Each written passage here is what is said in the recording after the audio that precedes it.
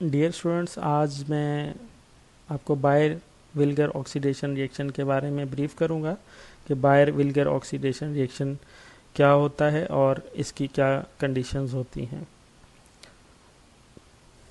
Buyer Villiger oxidation oxidation of ketones या carbonyl compound आप कह सकते हैं। ये कीटोन की सूरत में भी मौजूद हो सकता है और एल्डिहाइड की सूरत में भी मौजूद हो सकता है।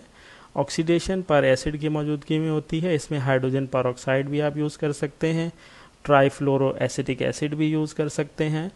और अगर आप कीटोन की ऑक्सीडेशन कर रहे हैं पर एसिड से तो आपको ईस्टर मिलेगा। और अगर आप एल्डिहाइड की ऑक्सीडेशन कर रहे हैं तो आपको कार्बोक्सिलिक एसिड बनेगा। आपको इन दोनों के मैकेनिज़्म के बारे में जब ब्रीफ करूंगा तो आपको ये मालूम होगा कि कीटोन की ऑक्सीडेशन करने से ईस्टर क्यों मिलता है और एल्डिहाइड की ऑक्सीडेशन करने से कार्बोक्सिलिक एसिड क्यों हमें मिलता है।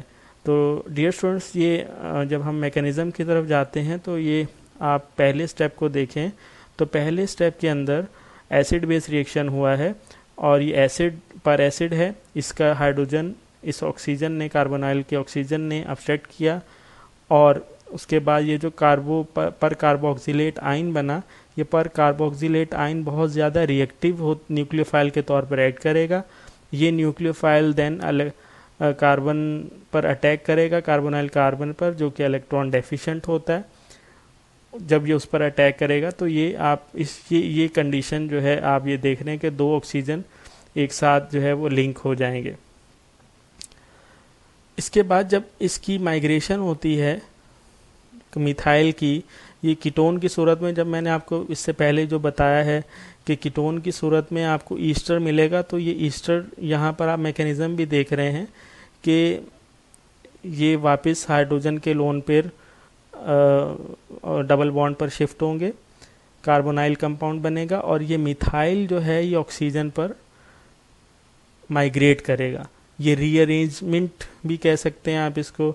जब ये माइग्रेट करेगा तो ये कार्बो ऑक्सीलेट आयन जो है वो बिल्कुल अलग हो जाएगा और ये एक तरह से ईस्टर जो है, इसकी फाइनल प्रोडक्ट अगर आप देखें तो ये ईस्टर बना है। ये मिथाइल ईस्टर है, ये कार्बोक्सिलेट आयन है। इसका जब हम एसिडिक वर्कअप करेंगे तो ये एसिड के अंदर भी ट्रांसफ़र हो जाएगा। अगर यहाँ पर एल्डिहाइड होता, फॉर एग्जांपल हाइड्रोजन होता, तो यहाँ पर हाइड्रोजन ऑक्सीजन पर ट्रांसफ़र होता और ऑक्सीजन पर जब ये हाइड्रोजन ट्रांसफ़र होता तो उस सूरत में एसिड इसमें बनता।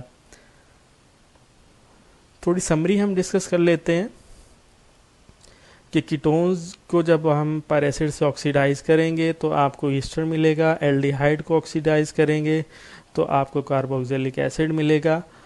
और कीटोन्स में जो इंसर्शन ऑफ ऑक्सीजन है into one of the carbon carbon double bond adjacent to the carbonyl.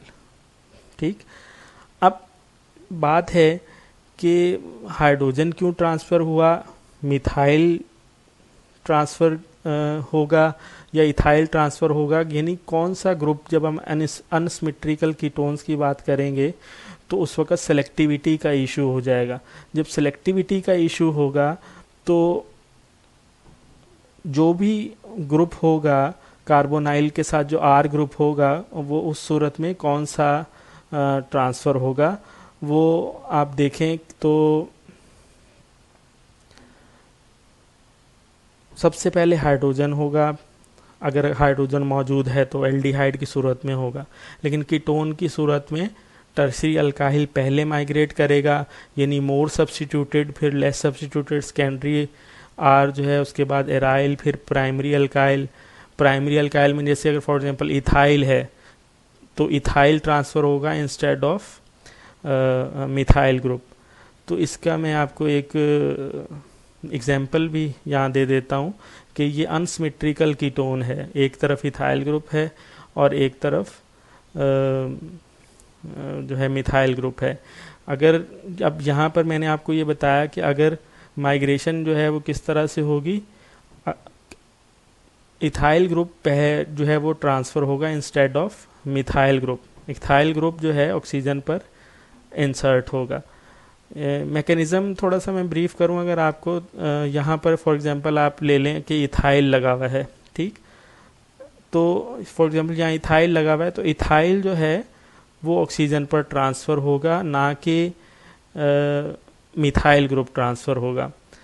ठीक है, तो ये माइग्रेशंस जो हैं, ये माइग्रेटरी एप्टीट्यूड जो है वो उस पर डिपेंड करती है, जो मैंने आपको इससे पहले बताया है। हम साइक्लिक कीटोन्स की जब बात करते हैं तो ये सिंपल यूँ समझ लें सिमेट्रिकल कीटोन है, साइक्लिक कीटोन है। तो उस सूरत में जो ईस्टर बनेगा साइक्लिक ईस्टर, उसको हम लैक्टोन भी कह सकते हैं। ये अनसिमेट्रिकल साइक्लिक कीटोन है। तो आप यहाँ ये देख लें हैं कि oxygen ends up with more substituted side, यानी यहाँ पर ये मोर सब्स्टिट्यूटेड साइड जो है वो ऑक्सीजन पर ट्रांसफ़र होगी, ना कि लेस सब्स्टिट्यूटेड। तो माइग्रेटरी एप्टीट्यूड के बारे में मैं आपको अगर बताऊं दोबारा से, तो आपको बहुत अच्छी तरीके से समझ में आ जाएगा कि सबसे पहले हाइड्रोजन अगर मौजूद है एल्डिहाइड की सूरत में, लेकिन अगर कीटोन है तो टर्शियरी अल्काइल, फिर सेकेंडरी, फिर एराइल, फिर प्राइमरी अल्काइल, ये और फिर मिथाइल।